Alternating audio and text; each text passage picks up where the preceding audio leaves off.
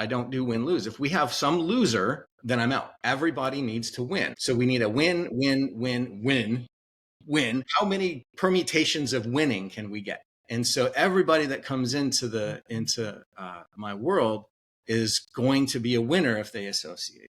Because I don't want anyone to lose. I don't want anyone to get stolen from. I don't want anyone ever to go through that process. I mean, I want to be a rising tide, right? That lifts all ships. That's the concept that I bring into business. Take the time to remind yourself that it all starts inside yourself. Wake up feeling stuck every day, then you gotta realize that it's all in your mindset. Read about that meditation, you go get around to it, you just haven't had the time. Yeah, I bet. Best thing that you could invest in is you. Could have the results or could have the excuse. Only one life, so take care of what you choose. And I ain't preaching, I'm just telling you the truth. Wake up. Hello and welcome to Bombastik Broadcasting with Kat, Kim, and Sue. As you know, here at Bombastik Broadcasting, we believe on shining the light on all things bombastic and illuminating the folks who are stoking the fire in their souls one podcast at a time. So today we are stoked to have with us Dr. John Schellenberg.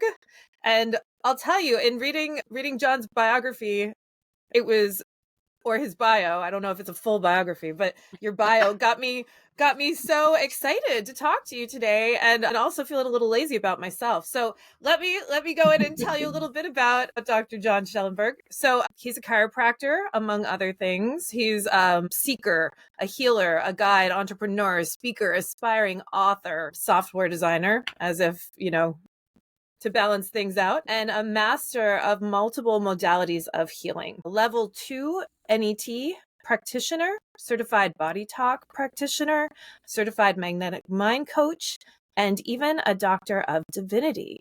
So, gosh, I mean, tell us a little bit about how this party started for you and the journey that it's taken you on so you can help others. Oh, goodness. Well, first of all, thank you for the introduction and the opportunity. I love what you guys are doing. I think it's fantastic. So I'm not sure who to look at because I love having three of you guys. I'm not sure who to connect with. So I do a lot of one-on-one. So this is good practice for me. So where did the journey begin? Holy cow. Well, a few years ago now, actually. Funny how divine intervention kind of weaves through life, right? Because when I was in university, and I grew up in Canada, I've been here for over 20 years in the States, but I wanted to be an optometrist. Luckily, they didn't want me, so I just kept getting rejected. And then I thought, well, maybe I should be a chiropractor. And I was seeing a chiropractor, and he's like, dude, why don't you be a chiropractor? And I'm like, okay, well, that sounds actually like a really cool idea. So they didn't want me at first either. And then eventually, one more year later, I tried again and I got in. And it was interesting because, you do 4 years science and 4 years, a year off, and then 4 years in chiropractic school. And, at that point, I'm 28 years old and tired. I was tired. And I hadn't even gotten started. And I remember my first day in practice, I started with one of my lifelong friends and mentors, Keith Thompson. I always love giving him credit because I love the man. He's retired now in Peterborough, Ontario. But, my first licensed day in practice, I think I saw, I was seeing patients of mine that he'd been seeing until I got licensed. And then I was asked to see all his patients. So my first day in practice was a 2-hour shift from 4 to 6 on a Tuesday. And I saw like 45 people or something. Oh my goodness. And, not something like, get in the deep end, just you want to learn to swim, throw you in the deep end. Right. And so I remember thinking going, this is my first day in practice and I can't do this for 40 years like this. I was like, there's no way. It's just not what I still adjust the spine, but I just realized, and I knew right then and there that just wasn't enough. And so that literally day one opened up this portal for me to start exploring things. I always loved the emotional component. That's what NET is, neuro-emotional technique. That's a huge component. The cascade of issues that develop in the system and in people. Right. So I went down that journey, and then I went into some body talk down the road, and that allowed me to start doing remote healing, entering into like the alpha mind or the super conscious, as we talk about. And, of course, I didn't believe it. I didn't trust it at first. And, it seemed like, okay, well, do this little session on me, and I do this little session, and I'm like, I don't know. And then money shows up in the mailbox, and it's just really happening. And people are going, how did you know this? How did you, like, you didn't know anything about, how did you know that? And holy cow. And I'm like, well, maybe there really is something to this thing. And so then, then I I entered weight loss into my practice by accident, and it got really busy, and I started seeing patients in like 30 or 40 states, and it was happening remotely. And I needed software in order to be able to track them properly, and it didn't exist, so I built it. And oh my gosh, well, that's the solution, right? Let me qualify that. I did not code it. I can't barely punch in like the code on my door lock, so I didn't code it. But what I did was I brought in, magnetically. I literally remember stating to the universe or whatever, saying, I need a really, really brilliant programmer to come into my life to help me with this. Like literally the next week, one of my patients in Western North Dakota, I was on a call with her and I said, Nikki, I really need, she's a nurse. I really need someone to program some software for me. And she goes, oh, I know a guy. And, oh my gosh, 8 years ago. And that's since then we've developed a number of different platforms. I just embarking on another one. And so it really is an interesting mix and dynamic between, going into the really weird and woo-woo stuff that freaks people out like crazy. And yes, here's a problem. Let's create a software to solve it. And everybody's happy. And so that's kind of the journey. And a doctorate of, sorry. Go ahead. No, go ahead, please. No, I was going to say a doctorate of divinity. What exactly is that? So that's just, it's interesting. And it's not religious, but it's really a doctorate in spirituality. And along the way, probably right around the time I graduated, I think it was 28, I just really started questioning. And I grew up in a Mennonite home. So, it's not old order Amish, but the kind of the modern Mennonite. And wow. So now, very comfortable talking about the concepts of the universe, and some people call it God, and some people call it, super conscious or whatever term, doesn't matter. Holy Spirit, they're all symbols, and I'm very comfortable with it. And so it was just something that I wanted to dive into a little bit. And it's not a theology, it's not a doctorate in theology, it's not a PhD or anything like that. It's just something that allows me to practice all the things that I do that the law may not allow me to say, and do otherwise as a licensed practitioner. So, the separation between, state and church, so to speak. And so I don't have a church. I have no interest in building a church, but a lot of the spirituality that I've studied and integrated into my being often comes out in sessions with people, and they have questions. They have questions that they have not found satisfactory answers to. And so if that door opens, I'm happy to open it a little bit more and just gently tread on answers that people probably never heard before. And the interesting thing is when that door opens, and I never kick it open. If it opens, I'm like, okay, all right, let's just go there. And it's funny because I see a couple patients here and there, and a 17-year-old recently who said, so Dr. John, I have these questions about God, about life, and about the Bible, and about church, and about religion, and all this stuff. And I've talked to my pastor about it, and I just didn't like the answer. And I'm like, why are you asking me? She goes, well, I don't know. I just kind of feel like you might have an answer for me. And I went, I'm just going to be blunt and say most people don't want the answer. They want to ask the question, but they don't really want the answer. Because if I give you the answer, there is no turning back. And it's very different than what you're going to hear at church. From your pastor. It's different than what you're going to hear growing up, especially in the West. It's just different. Like the red pill or the blue pill, right? Oh my God. I say that all the time. It's such a beautiful metaphor. And that movie is amazing. Totally. I saw it in the theater, when it first came out forever ago, and my friends and I went right back in and saw it again. Brilliant. Oh, that good. Yeah, I think I watch it annually. Yeah. The first one's amazing. Yeah, no, and that is such a great analogy. Thank you for bringing that up. What movie are we talking about? Sorry for sorry, my ignorance. The Matrix. I dated myself here. Oh, the Matrix. The Matrix. Not just the first, like the original. It was so ahead of its time. Like nothing like that had really ever been brought forth. I think it was in 1997 or something like that. I think so. Yeah, I was in college. I think so, and I remember. In 1999, when I graduated chiropractic school, and I was practicing with Keith, we used to do like a morning huddle. We'd all get together, we'd do a little huddle, rah rah rah. As we go out and serve, and every one of, it was me and him, the doctors, and then we had a bunch of support staff, and then we'd all take turns kind of leading the huddle. And the first time I ever did the huddle, I brought in a clip of The Matrix where he was doing the leap over the building and he said, "Don't think you can do it. Know you can do it." I love that. Yeah. Yes. And it was Chills, just right? powerful. Yeah, it was just super powerful. I've looked at many of the religions of the world. And the interesting thing, guys, my take on it all, and I am certainly not an authority. And one of my good fishing friends, I think, has 3 PhDs in theology. Okay. I mean, I don't argue with them, and I don't need to. Oh, And that's it's never good. about being right. But my belief underneath it all is that they all at their core have a teaching of love. Yes. That's so great. That's such a beautiful speaking. thing. Kim's like, that's ringing my bell, right, Kim? Yeah. Oh, yeah. Yeah. And we're so not loving so often. And our world is so unloving and unkind. It's such a weird thing. Definitely. It's interesting, isn't it? Yeah. And there's It really an answer. is. And a lot of the things that people do in the name of religion are very unloving. Yeah. Very God is love. Isn't that all we need to know? So, yes, I totally agree with you. And I think it comes down to the concept of a belief in separation.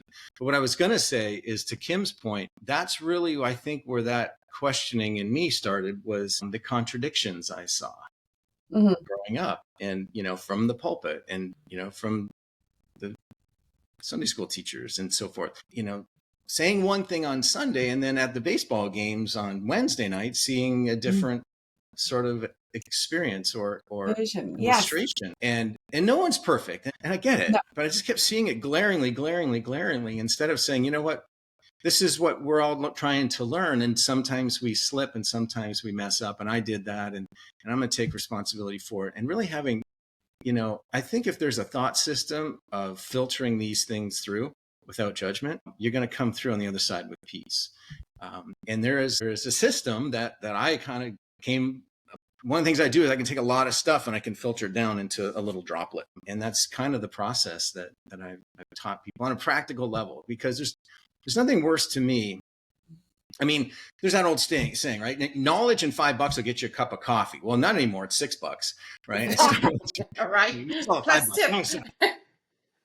But the point of that saying, right, is knowledge without practice is nothing. And wisdom is taking the knowledge and practicing it and making it real for us. There's nobody else out there. It's really just about us. And that's, if you talk about your true nature and purpose, that's mine. It's to help people really see this, stop beating the hell out of themselves and others, and just practicing a simple process. And I call it true forgiveness. And it's not the way. It's not the way of the world's forgiveness, which I can illustrate in a second, which you'll all probably resonate with very clearly. But a true forgiveness is really the answer to the separation, which I believe is at the droplet of all of our issues. And when you really look at it, when you can start to understand this thought system and filter life through it, when you remember and you don't beat yourself up when you forget, that's big. Yes. You can just start to see, like Neo did at the end of the Matrix, and they're all firing bullets at him and he says no, and they fall. That's the point, is all of a sudden, he started to see, which I'm so thankful you brought that up. It's brilliant.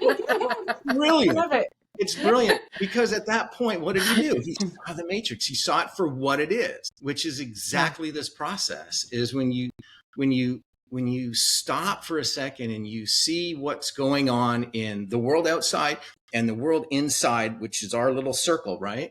And our charges, our blames, our judgments, and we all have them, every single one of us, multiple times a day. And all of a sudden, when you start to see the Matrix, which is the ego script, basically, all of a sudden you just take the table and you flip it on its back and you go, now. What can I do with this? What is this really doing? It's keeping me, my judgments of the situation is keeping me separate. It's like one of my patients said, and he was actually a priest. He got kicked out of the Lutheran church for being gay. Okay. And he came to me and I got to teach him true forgiveness. It was one of the greatest blessings of my life. And he used to say, yep, strapped on those shoes and it ran down that ego's path again.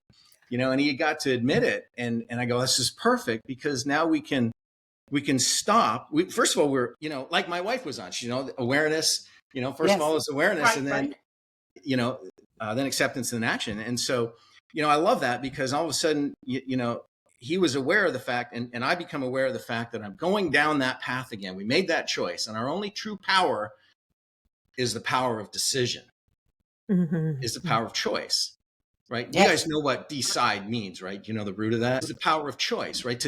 So if you think of side, that's the root of like homicide and suicide, genocide. Decide means to kill off. Means to kill off a part. So when we decide, when we're making a decision, we're killing off a part, right? For every yes you say, there's a no. Whatever you say yes to, you're saying no to something else. Killing off that part. And it isn't necessarily a murderous situation, but at its core, I guess. Usually when we're making the wrong decisions, it gets very tiring. So take it deeper. Can we go deeper? Yes. All right. So now what I like to share with people is don't think about yourselves as Kath, Kim, Sue, John, Pete, Larry, Sam, whatever.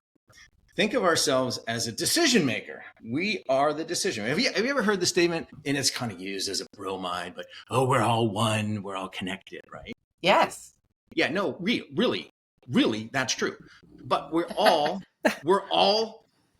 have the same decision maker within us. And what are we deciding? The decision maker is deciding for, I'll give two symbols, the Holy Spirit or the higher mind, or the capital S self, whichever symbol you want. I don't care. Like, it doesn't matter. Symbols are symbols. They mean nothing.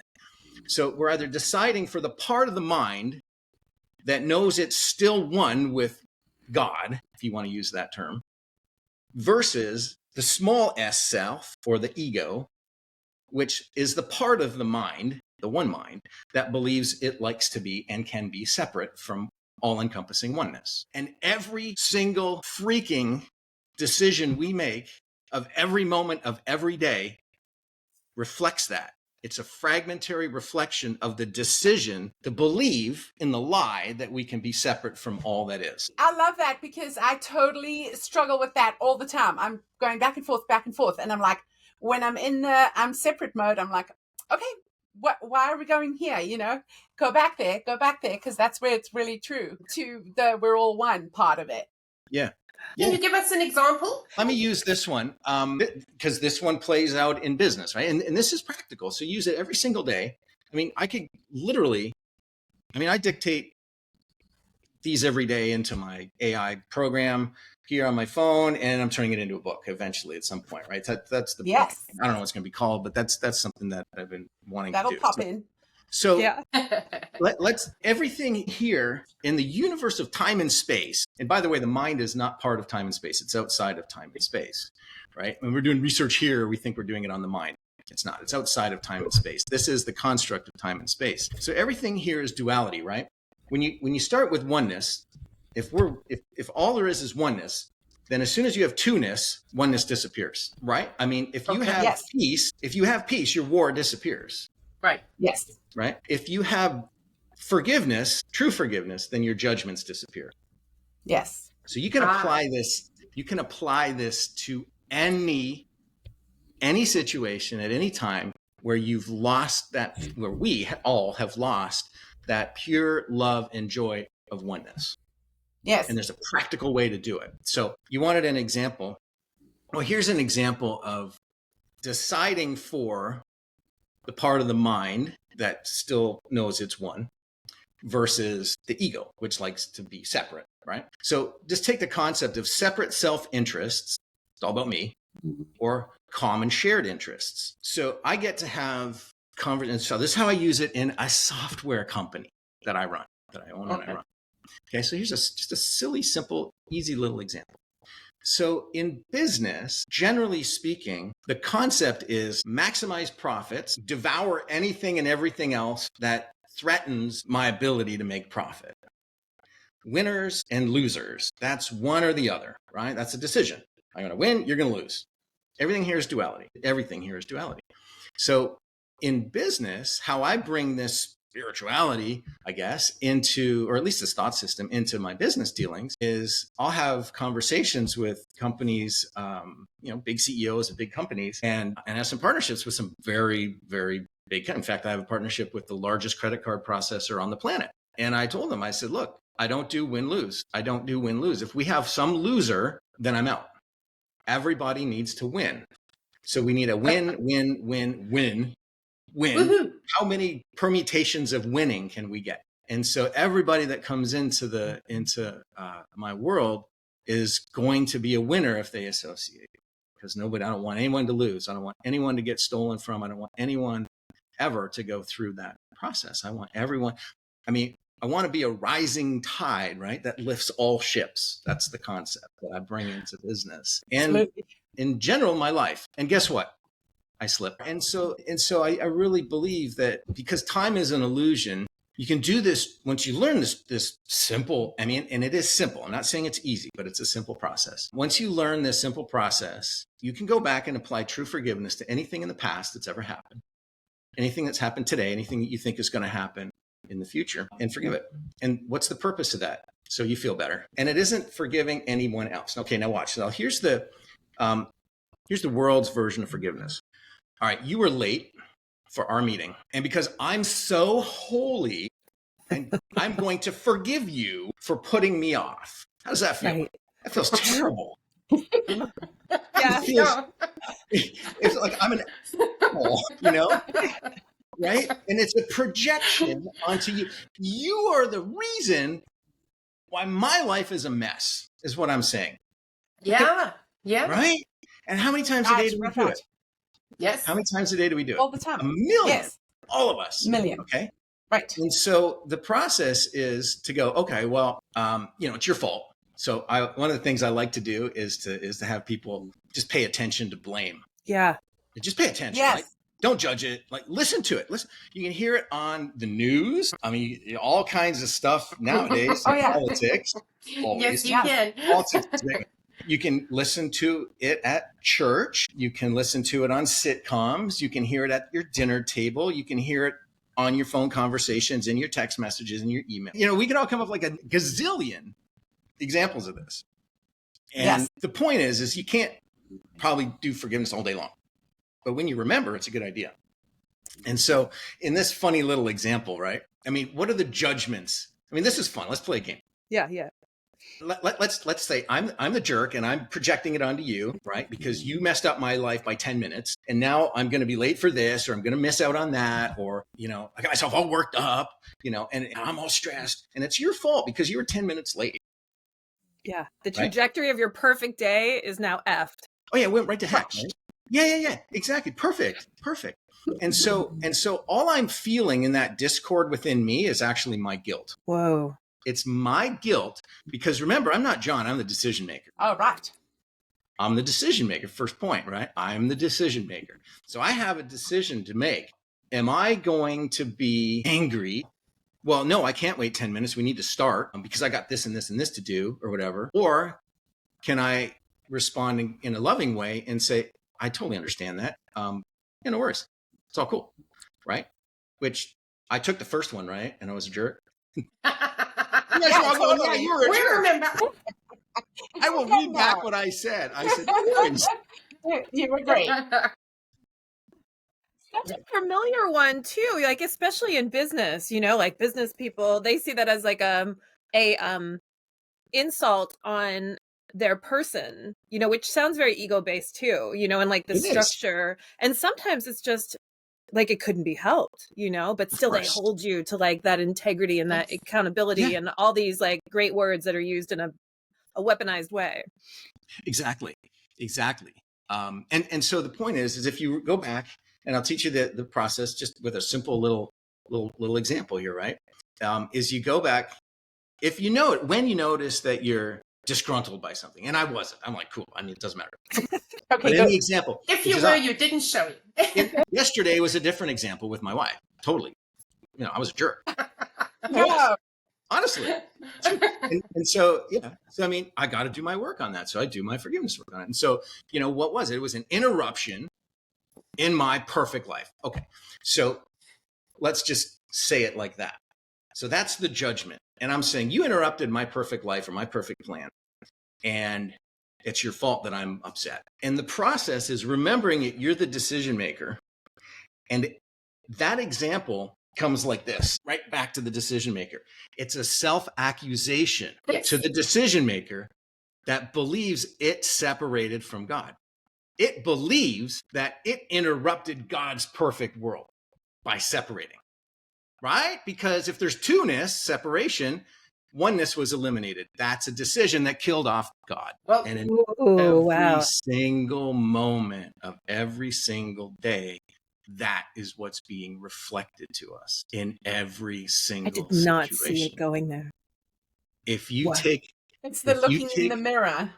it's 100% looking in the mirror, but what you're seeing is, again, what the decision maker believes it did in a million different forms. So I have this thing called the SHIT. I won't say it, funnel. And what it stands for is separation harmonized into truth. So you take any example of separation, any example of separation, and you put it into the funnel, and it drops out a fragmentary reflection, a droplet of separation as a self-accusation to the decision maker that then has a decision to say, now, am I going to be a jerk and run down the ego's path? Or am I going to see this as just another way for me to recall my judgments, my projections of guilt that are being reflected because I believe I pulled off the impossible. I believe, as the decision maker, I can live outside of heaven, that there can be life outside of heaven, that there can be a separate and independent specialness outside of all-encompassing oneness. Never could have happened. It's like you can't move the immovable object. You can't separate from oneness, but we are all walking this rock, believing that we all pulled off the impossible. And because of the guilt, right? Killing off God, that's the guilt. That's the experience that we have. We believe that we're this horrible thing. And because that's a horrible feeling, I want it to be your fault, and your fault, not mine. So we blame. And every single situation of blame is this being relived, being the moment when terror took the place of love. So because it never happened, we can forgive ourselves and others for what we haven't done. And we can overlook this and allow this peace to come back into our heart. Now, remember the first type of forgiveness I showed you? And think about this one. Which one makes you feel better? Well, you have a decision. Yeah. And I happen to think that if you choose the way I just showed you, and you bring this along with you in everything that you're going to do, whether it's podcasting or raising children, or being in business, or having friends, or going golfing and missing, duffing your shot, or you just bring this along. And if you get in a fight, because you can go back and still forgive it. Because time's an illusion. It's a construct of duality that doesn't exist. So just do it. In fact, I recommend to people, I tell people this all the time. You guys heard the fairy tale? Is it fairy tale? Merrily, merrily, merrily, merrily, life is but a Dream. No, street run. Place is a dream. This universe of time and space is a mother freaking projection of guilt from the deciding part of the mind. So merrily, merrily, merrily, merrily, life is but a dream.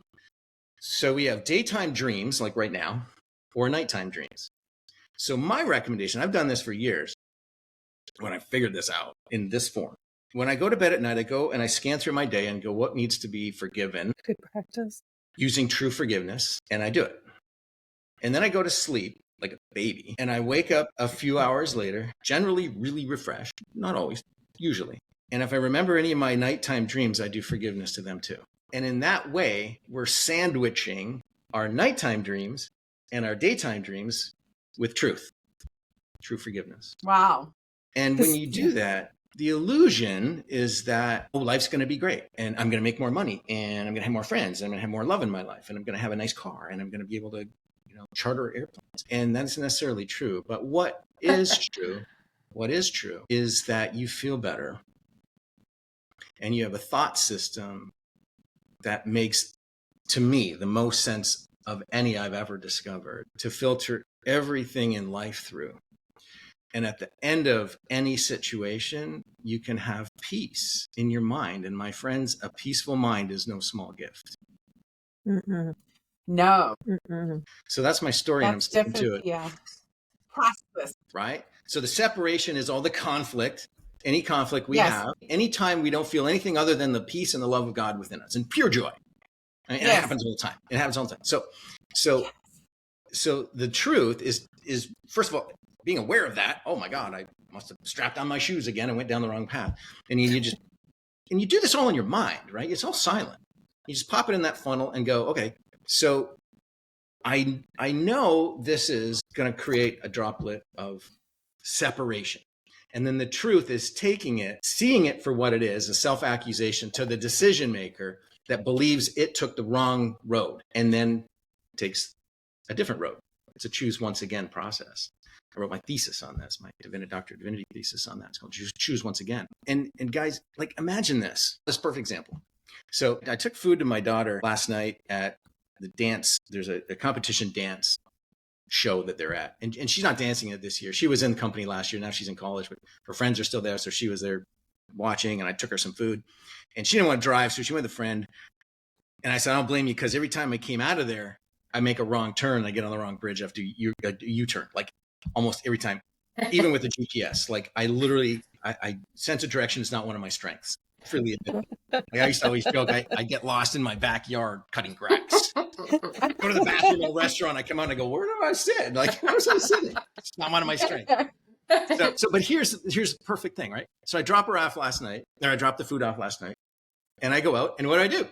Make the wrong turn. And I'm like, oh, I did it again. And so what I do, I did a U-turn. So this is a beautiful metaphor. You come to a fork in the road, right? And you want to go east because that's where your destination is. And you happen to turn left, and that's west. And then you realize, oh, crap, I'm going the wrong way. So what do? We beat ourselves up. We self-denigrate. We yell and scream at the GPS or your navigator spouse. Oh, you told me to turn right. I should go left. Think about it. Yeah. I mean, it happens every day. Road rage. And so this system is a thought system is like, okay, you got to a T in a row. It's a decision. Got to go right, got to go left. All right. To the right means, in this example, metaphorically, well, that's the pathway of sin, guilt, and fear, the unholy trinity. And the other pathway is to peace, joy, and love. So how many times do we turn the wrong way? Man. All the friggin' time. Too many. So what do we do with it? And here's the next step, guys, is when you recognize it and you're aware of it, you just go, oops, do over. And I teach my kids this all the time. Just oops, do over, honey. Like, oops, do over. I did it again yesterday. I turned the wrong way. Oops, do over. I got to the end. I did a little U-turn. I got somebody honking at me, and I'm back online. Right? And he was mad, I guess. I wasn't. Okay? So teach them how to do this too, right? Somebody interrupted my flow of traffic. Same SHIT funnel. Same thing. Yes. Right? Just a different form. There's trillions of forms of it, guys. And that's the trick, is being able to decode it and just use the system to bring it back to, this opportunity to turn it into love. So when we do this in life, we tend to judge ourselves. We tend to beat ourselves up. And I think one of the greatest realizations is that is just another form of guilt. And so when we recognize we made an oops turn, don't judge it. Just forgive it. Correct. Oops, do over is forgiveness. It overlooks. Oh, that's beautiful. And it's and so is gentle. that the room for growing pain? Because that's one of the questions that have come into my mind, as we're discussing this. Because where's there room for growing pains, right? Because I'm big on growing pains. I learned so many great things from my mess ups. Oh yeah. And I think it's The important to moment embrace before that. the U-turn. Yeah. And so is that where there's room for like a little growing pain? It doesn't have to be a long off the path growing pain, right? But you just like turn it around, forgive yourself, forgive whatever, and that happens. You welcome it. You welcome it. Yeah, welcome it because it's just an opportunity. Jaffo. Yeah. Do you remember Blue Thunder? No. That was an old movie. Jaffo. Cowboy? Well, it was about a helicopter, police helicopter. The guy from Jaws, I can't remember his name. He was one of the main guys, and he's great. Yeah. He called his little rookie guy Jaffo, and it stood for just another effing observer. Right? Really, really, really demeaning. But Jaffo in this vernacular is just another forgiveness opportunity. Oh my God. Okay. You Okay. captured so many of these great isms. That's Yeah. awesome. Yeah. And they're so fun. Dr. John, I have a quick question. Yeah. Do your kids roll their eyes at you when you say that to them? Nice question. Don't. I'm really impressed. But if they do, My oldest one doesn't. okay, well, that's good. And she listen. Yeah, our oldest is she'll take it in, and she's evaluating and she's exploring things. And I was heavily into church, and it's great because, like, I don't practice Christianity. People ask me, "Are you a Christian?" I go, "Well, no," because I don't put myself in a box. I don't think you need a religion in order to have a connection, really strong connection with who we really truly are on the inside. In fact, a lot of times I think that gets in the way. But also, just so you know, I believe Mother Teresa was totally enlightened, and she followed the old school Catholicism to a T. Which, talk about love. Right? Yeah. And so, I mean, her belief was, my suffering is a gift, is a kiss from God. And she was able to take that and follow it completely. And I admire that. And I don't agree with it, but that's okay. I mean, whatever works for you, do it, and do it like completely. I happen to believe that suffering is a decision. We don't have to suffer, because what's the point of suffering when nothing ever happened? When the separation couldn't have happened, why do we choose to suffer? We don't have to. It's a choice, and yet we still do. But we have another way of letting that go if we choose to. Now that speaking with you and understanding how all of your modalities have kind of come together and created this cool path for you to help guide people, if we're talking about maybe you help people make decisions or get back to oneness so they can make easier decisions. So say there's a really hard decision, like there's a surgery. If you decide to take the surgery, there's a 50% chance it's going to help, or there's a 50% chance it's going to kill you. So where would you put that? Yeah. That's a great question. Thanks for giving me an easy one. Oh, good. Yeah. You had to go ahead and say, it's going to kill you. All right. So this is easy. Well, the illusion is that we're alive, right? Because if you're living in a dream, what happens to the dream when you wake up? Poof, it's gone. But so it's a great question, and it's a perfectly valid question. The way I'll answer it is, first of all, understanding that when we have choices inside the dream, they're all illusory, but it doesn't feel that way. So the first thing is to do when we work with people is meet them where they're at. So there's two levels here. The first level is at the level of form, which is duality, which is where we are, right? It's where we believe we are. And then the next level is at, the level of oneness, which says there's no such thing as two-ness. It never happened. God is, I am, there's nothing else to say. It's just all oneness, and all the rest of the stuff is just a mother, the mother of all nightmares, basically. But that's not very helpful to think at that level, right? So, it's not. Even though in the back of our mind, we keep that in mind while we're going through and brushing our teeth every day and filling our gas tanks and plugging them in if they're hybrids or whatever. And then you come and you're faced with this really, really big decision. And most people are faced with a multitude of little decisions. So let's handle the little decisions first, and then we'll get into the big one. Because we live in a place of duality, well, what that really means is that for every benefit, there's a drawback. For every north, there's a south. For every light, there's a dark. For every male, there's a female.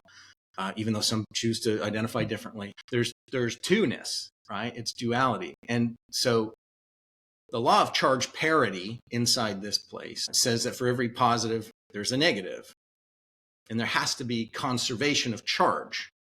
Otherwise, the place would implode, right? So if you take that understanding to any decision, big or small, because honestly, they're all the same. There's no hierarchy of illusions, really, right?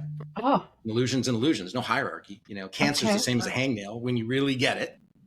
I'm not diminishing people's, Pain. situations at all, and very compassionate towards them. But if you're really getting down to it, that's true. So you can't screw up. I studied with John DeMartini for many, many years. And one of the things I learned from him is that the great discovery is that you can't screw up. If you choose path A or you choose path B inside here, there's going to be equal benefits and drawbacks. They're just going to change form. But built into each one of those are a bunch of Jaffos. Right. But that's an awesome way to think about it. I like that. Yeah, it's just a deeper level. And so, and you might argue in this case, Kath, which is, well, if I take this and, I make this decision and I do this surgery and I die, well, was that the right decision? Well, there's a number of benefits and drawbacks to all the people you leave behind, whether you're there or you're not there. And they're equal, but they just change form. You know what I mean? So the big forgiveness opportunity that we all have to look at some point kind of is our own death. That's the biggest forgiveness opportunity we're going to get. Yeah, exactly. The blender start at just that moment. What I was saying is we're all ultimately going to have to look at our own mortality and death and forgive that. And so if we look at that and we do the forgiveness, and I always say, look, forgive both sides of a decision. If you can use this and forgive both sides of it, because both are an illusion. Having lots of money and having no money are opposite ends of an illusory coin, opposite sides of an illusory coin. It's just as many benefits and drawbacks, but they take different forms. Yeah. So forgive either side. If you got a whole bunch of money, oh, look at me, and I'm better than everybody. Well, you better forgive that, because that denotes separation, right? Look, there's now levels. Illusions. There's no hierarchy of illusions. There's no hierarchy of illusions. So if we're using this side of the coin to go, oh, look at how good I am versus all these other people, then we should probably forgive that. And if we're on the other side going, oh man, I really suck. And, I'm worthless and I'm useless. We should probably forgive that too, because they're both back to the decision maker as a reflection of the same droplet of separation. So I like to think of that concept as, remember in grade 9 math, or maybe grade 8 or grade 10 math? And I'm sorry to bring this up because everybody likes math, except a few people. So remember when you had to you had to show your work. You couldn't just, put the answer down. Yeah. You had to show your work. Yes. So this is the same way, because we know the answer. The answer is always our belief in separation. It's always that. Trust me, give me anything. I'll put it in the funnel and I'll show you. It's a droplet of separation. So that's always the math answer, guys. But you don't get any points for the answer. You get all your points for showing your work. And the work is how we do the few steps of this true forgiveness process. So we can do that on any decision. That's why it works past, present, future. So in the future, you have a decision, and I have a fear that it might kill me. This is surgery. Well, we're in fear. So bring it back into the funnel, let it scoot right back out to the decision maker. And the decision maker says, I feel like I'm going to be killed. Why? Why? Because I believe I killed God. And this is God, man. We're talking about God. So he's going to, or she or whatever, is going to come back and do the same thing to me. That's fear. Sin, guilt, and fear. Sin is separating into nothing. This is a dream. It's nothing. It disappears when we wake up. By the way, this is a great process of waking up. It's not the only one, but it's pretty fast. And therefore, the meaning of life is to take every single solitary situation as just another forgiveness opportunity and forgive it. And thereby removing all the layers of guilt like a giant onion until that last layer has been removed and we awaken. We realize we wake up from the dream. We realize we never left. We're asleep in God, fully capable of awakening in any moment, dreaming a dream of separation, fully able and capable of waking up in any moment. That's the story of the prodigal son. For any biblical-based people, that's the story of the prodigal son. That was my favorite Bible study. That was one of my favorite ones too when I was a kid. Yeah. And why? Because it shows such gentleness and compassion. And, and for those who don't know, right, the father has two sons and gives the one, basically, to make it quick, gives the one his inheritance, and he goes out and he squanders it on women and gambling and, stupid fast cars and all the things, whatever, right? The things of the world. The other one invests it makes great investments, which is a symbol of investing it into the knowing of oneness. The other one is investing it into the knowing of, or the belief in separation. And so then he realizes the one son is he's flat broke, and he's like, oh, what am I going to do? Oh, I might as well just go back to my father, symbolized by God. And he comes back. What does he do? He's crawling. I'll just be a slave. I'll be a servant in my father's house just to survive. And when the father sees him coming, what does he do? He says, kill the fatted calf. We're having a feast to celebrate the return of my son because he was lost and now he's found. Oh, Symbolic of going, oh. I screwed up and I chose the ego's path. And then I realized what I did as the decision maker. And I went, oh, I'm going to make a different decision. And what does God say? Nothing ever happened because you can't separate from me. Silly. Let's celebrate our oneness. That's so right? cool. So this is so simple. But then the other son who was there, like, doing the good stuff, isn't he like, WTF, this dad? Like, isn't there a little bit to that story? Because I remember that thinking, yes. Well, so that's a great question. That's a great point. So here's the deal. Again, this is a symbol. It's a parable, which is a metaphor, right? So and you can see the human projection into that part. Right. Because what it symbolizes, the son that made wise investments, right, is a symbol of investing in the Holy Spirit, for example, in this. Yes. Remember, think of a circle. You're the decision maker. And then over here, you got the high capital S self and the low S self. So the symbol is that the one son invested in the higher S self, which says, I know I'm still one with God. And if that's true, then they wouldn't judge the other one. That's where the human projection of their own guilt came into that story. And in its purest form, it's not there. This is the thing, is that we use the ego script, which is designed to keep us separate and in our bodies instead of in our true mind, our true self. We use those things, which is the stuff that comes up every day, to flip it on its back.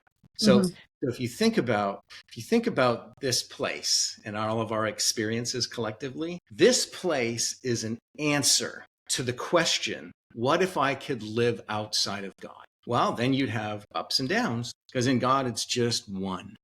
It just is. There's no hierarchy in God. There's no hierarchy in oneness.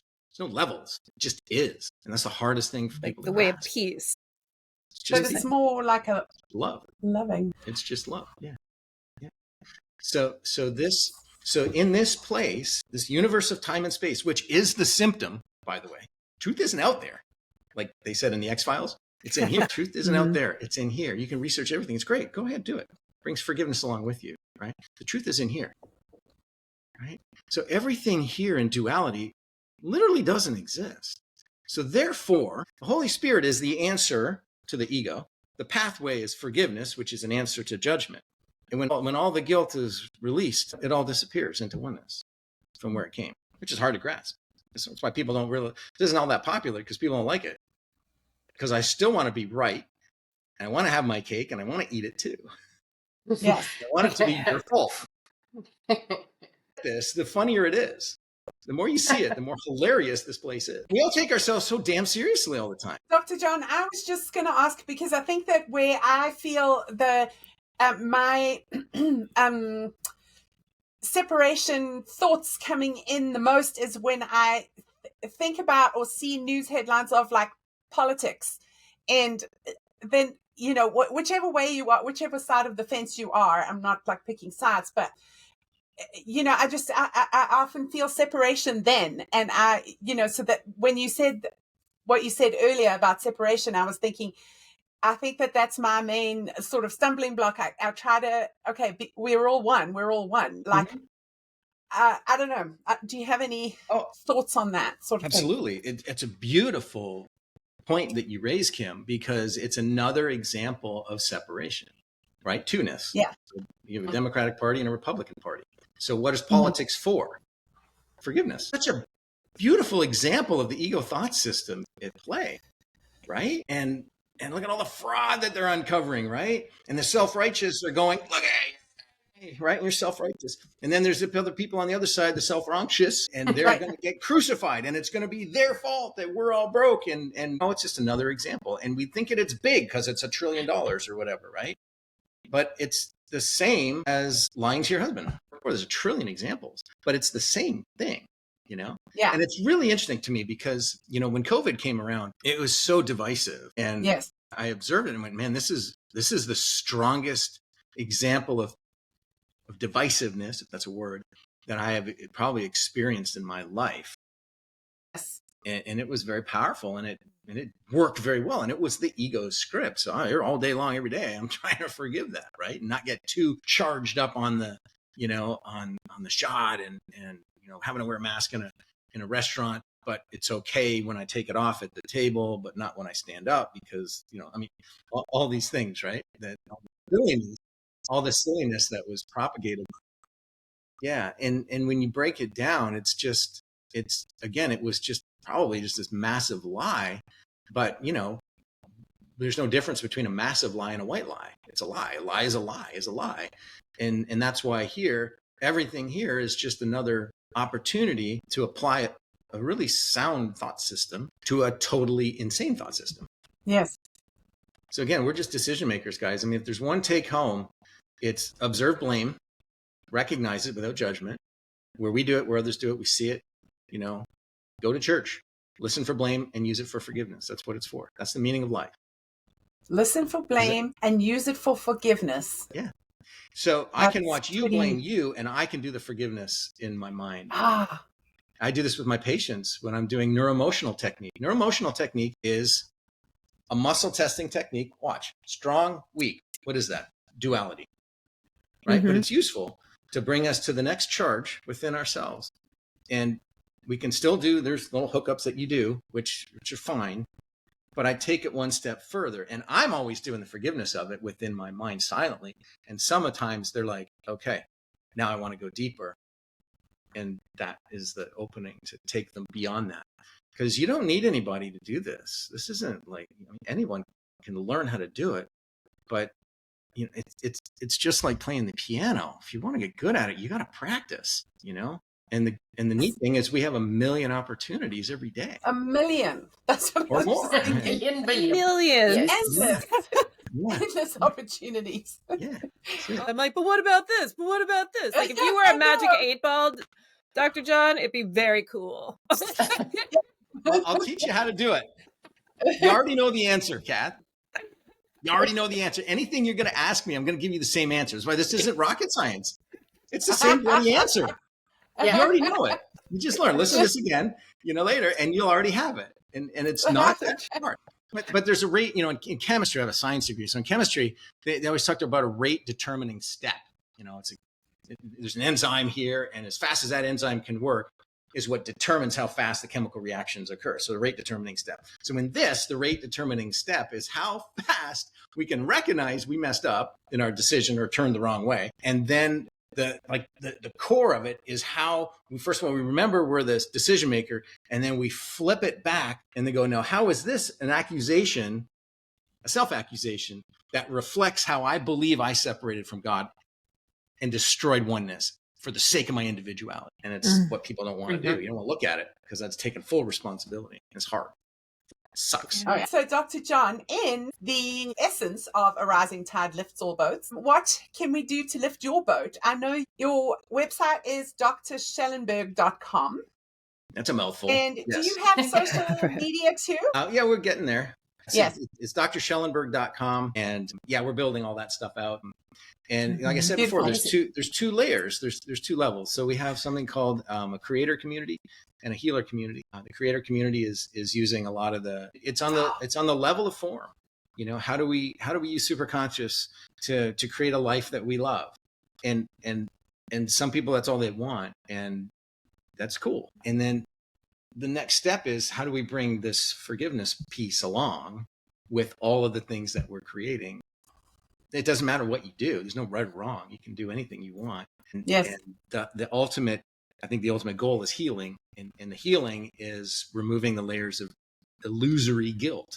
It's understanding we've chosen for it and we can unchoose it. And so that's kind of the healer community. And we'll be walking people through the process practically just like this. I mean, honestly, this is my most favorite thing on the planet to do, is to take little funny, silly examples and just show you how simple it is and how to flip it. And then you feel better. It's crazy. Sure. And then we'll do some other things, some immersive stuff and some one-on-one stuff and so forth. But it should all be there very soon. If not, they're working on it now, actually. And then eventually that book will come out. It would be nice to have like an athletic camp. Like it does seem like the more you practice what you're teaching, since we've just had a taste of it today with our listeners, it would be neat to get that muscle stronger. And maybe perhaps Kim, Sue, maybe we could have Dr. John on again to do like maybe a live with some Q&A if that'd be something. It'll be fun. Absolutely. Yes. We love your family. Sure. Yes. Oh, thank you. Yes, You right? guys are amazing. Oh, wonderful. Thank you. Well, that's it from Bombastic Broadcasting. Be smart with your decisions, be forgiving, and be one with everything.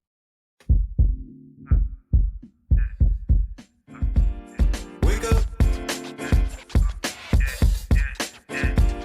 Wake up. Wake up. Wake up. So much more in this world that you can do. Wake up. Every little thing in this life that you're going through don't mean a thing. Wake up. You keep shining. You keep grinding. Wake up. All is aligning. All you gotta do. Wake up. My man Mo said that the reason that the world fucked up is cause everybody lazy. Positivity is corny to them, but they still gon' complain about the bad going on, shit crazy. So I just had to drop a little project. I don't know what the object is, but this feels good. If you too hood for the good vibes, sorry I ain't got nothing for you, why should I? You shouldn't. We out here doing the things that y'all wouldn't. Life could be a sweet ride, proof is in the pudding. These guys with the weak vibes, I'll show them where to put it. Down bad, I was looking for the answer. Mind all mad, taking over like a cancer. Canceled the sub plans, came from up above. Told me everything we're doing, showing love, and I gotta wake up. So much more in this world that you can do. Wake up. Every little thing in this life that you're going through don't mean a thing. Wake up. You keep shining. You keep grinding. Wake up. All is aligning. All you gotta do. Wake up. I've been getting so high, head up in the clouds. I don't ever wanna come down, but I gotta wake up. Ain't enough time to be down. Bust a smile, cause it's yet another day that I'm allowed to wake up. Feeling blessed to be alive, man. Not long till we thriving. Take the time to remind yourself that it all starts inside yourself. Most. Wake up feeling stuck every day, then you gotta realize that it's all in your mindset. Read about that meditation, you go get around to it, you just haven't had the time yet. Yeah, I bet. Best thing that you could invest in is you. Could have the results or could have the excuse. Only one life, so take care of what you choose. And I ain't preaching, I'm just telling you the truth. Wake up. So much more in this world that you can do. Wake up. Every little thing in this life that you're going through don't mean a thing. Wake up. You keep shining. You keep grinding. Wake up. All is aligning.